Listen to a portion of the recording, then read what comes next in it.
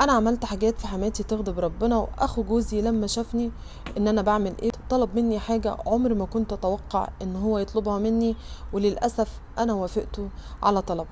اسمعوا حكايتي وقولوا لي رأيكم فيها ايه واتصرف فيها ازاي. ولا يحلى الكلام الا بذكر النبي عليه افضل الصلاة والسلام. واحدة بعتت قصتها وبتحكي فيها بتقول انها متجوزة من سنة، عندها 23 سنة وجوزها عنده 28 سنة، وحماتها تبقى خالتها.